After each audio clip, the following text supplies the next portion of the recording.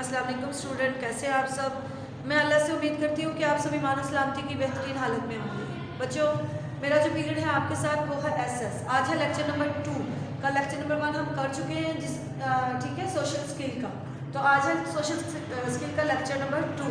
Social skill کا میں کل بھی آپ کو ایکسپلین کر چکی ہوں کہ یہ معاشرتی مہارتیں ہیں کچھ جو ایک کامیاب زندگی گزارنے کے لیے ضروری ہوتی ہیں۔ ٹھیک ہے، معاشرتی مہارتیں ہر بندے کو، ہر چھوٹے بڑے کو سیکھنی چاہیے تاکہ خوبصورت زندگی گزر سکے، محتاجی کے بغیر زندگی گزر سکے، خود وہ اپنے بل بوتے پر اچھی زندگی گزار سکے، کسی پہ ڈپینڈ نہ کرے۔ ٹھیک ہے، اس لیے سوشل اسکل بہت ضروری ہے۔ ٹھیک ہے، ہم پہلے کر چکے تھے حسن معاشرت اور اسلام، یہ بھی سوشل اسکل ہے۔ خاندانی نظام اور اسلام، یہ بھی سوشل اسکل ہے۔ آج اس ویک میں جو ہمارا ٹاپک ہے وہ ہے بازار اور خرید و فروخت۔ ٹھیک ہے، بازار اور خرید و فروخت یہ بھی سوشل اسکل ہے۔ یہ اسکل ہر چھوٹے سے بڑے کو، ہر ایک کو ضرورت پڑتی ہے۔ ظاہر ہے چھوٹا بچہ بھی خرید و فروخت کرتا ہے، ٹھیک ہے، اسی طرح بڑے بچے بھی خرید و فروخت کرتے ہیں۔ ٹھیک ہے، یہ وہ اسکل ہے جس کی ہمیں اپنی لائف میں ہر حال میں، ہر وقت ضرورت پڑتی ہے۔ خرید کے معنی آپ کو کل ایکسپلین کر چکے ہیں، مول لینا یعنی روپے پیسے کے بدلے کوئی چیز لینا۔ فروخت کے معنی ہے بیچنا، یعنی روپے پیسے کے بدلے کوئی چیز دینا کسی کو۔ یہ یعنی خرید و فروخت کے میننگ ہے، معنی ہے۔ ٹھیک ہے، پیسے کے بدلے کوئی چیز لینا، خرید، اور روپے پیسے کے بدلے کوئی چیز دینا۔ ٹھیک ہے، یہ فروخت کے معنی میں آئے گا، یعنی لینا اور دینا، یہ دو اہم چیزیں ہیں۔ ٹھیک ہے، الفاظ ہے، لینا خرید کے معنی میں، دینا بیچنے کے معنی میں، فروخت کے معنی میں آئے گا۔ اچھا جی، خرید و فروخت کے اصول یہ کل ہم ایکسپلین کر چکے ہیں، لیکن آج تھوڑا سا میں ان کو دوبارہ سے ایکسپلین کروں گی تاکہ آپ کے ذہن میں دوبارہ سے یہ ریویو ہو جائے۔ خرید و فروخت کرنے والے دونوں رضامند ہونے چاہیے، پہلا اصول۔ ٹھیک ہے، دوسرا اصول ناپ تول میں کمی بیشی نہ ہو۔ تیسرا اصول خرید و فروخت کا مال حرام نہ ہو۔ چوتھا، مال کی بلا وجہ یا بے جا تعریف نہ کی جائے۔ آگے پانچواں، خرید و فروخت کرنے والا مال عیب سے پاک ہو، وعدہ کی پاسداری کی جائے، ادائیگی میں نرمی اختیار کی جائے، امانت، سچائی اور پوری دیانتداری، اور خرید و فروخت کی کسی کی مجبوری سے فائدہ نہ اٹھایا جائے۔ یہ سارے کیا تھے؟ اصول تھے۔ کس کے؟ خرید و فروخت کے اصول۔ یہ بڑی اہم چیزیں ہیں جو ہمیں لازمی اپنی لائف کا حصہ بنانی پڑے گی تاکہ ہم خرید و فروخت اسلام کے اصولوں کے مطابق کر سکیں۔ ٹھیک ہے، یہ ساری چیزیں بہت اہم ہیں۔ اچھا جی، آگے آ جائیں۔ حلال طریقے سے کی گئی تجارت یعنی خرید و فروخت جنت میں جانے کا راستہ ہے۔ یعنی کہ اگر ہم حلال طریقے سے خرید و فروخت کرتے ہیں، تجارت کرتے ہیں، تو یہ جنت میں جانے کا ذریعہ ہے۔ سچا اور امین تاجر قیامت کے روز انبیاء اور صادقین اور شہداء کے ساتھ ہوگا۔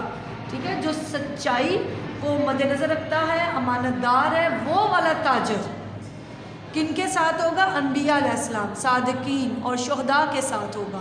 بہت بڑی بات ہے، اللہ پاک ہم سب کو ایک سچا اور امانت دار بنائے تاکہ ہم بھی یعنی گناہ گار بندے ہیں، اللہ تعالیٰ کے اللہ ہم سب کو معاف فرمائے، اور تاکہ ہم بھی ان ہستیوں میں سے کسی کے ساتھ کھڑے ہو سکیں۔ آمین یا رب العالمین۔ خرید و فروخت کے ادوار میں آج آپ کے ساتھ شیئر کروں گی۔ ادوار، زمانے، یعنی مختلف دور کے خرید و فروخت کیسے تھے۔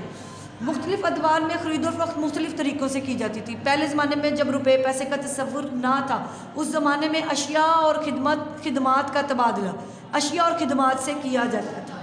ٹھیک ہے، جسے بارٹر سسٹم یعنی تبادلے کا نظام کہا جاتا ہے، یعنی کہ چیز کے بدلے چیز یا خدمت کے بدلے خدمت کی کرنا، یہ بارٹر سسٹم کہلاتا ہے۔ ٹھیک ہے، اس کے بعد نبی اکرم صلی اللہ علیہ وسلم کا دور جب آیا، تب غلہ بانی تجارت سب سے پسندیدہ اور منافع بخش روزی کمانے کے ذریعے تھے۔ کون سا؟ غلہ بانی اور تجارت۔ اس زمانے میں دینار اور درہم استعمال ہوتے تھے۔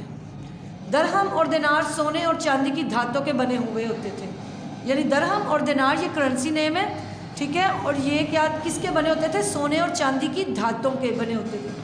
پھر جب خلافت کا دور آیا، بادشاہوں کی حکومت تھی، تب اشرفیاں استعمال کی جاتی تھی۔ کسی بھی اشیاء اور خدمات کی خرید و فروخت کے لیے سونے اور چاندی کی دھاتوں سے بنی ہوئی اشرفیاں استعمال کی جاتی تھی۔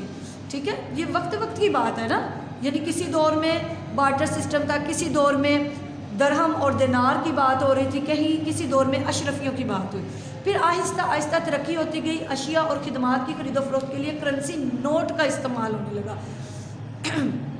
ہر ملک کے اپنے کرنسی نوٹ ہوتے ہیں۔ اب جدید دور میں سب ملکوں میں تمام ممالک کے کرنسی نوٹ استعمال ہوتے ہیں۔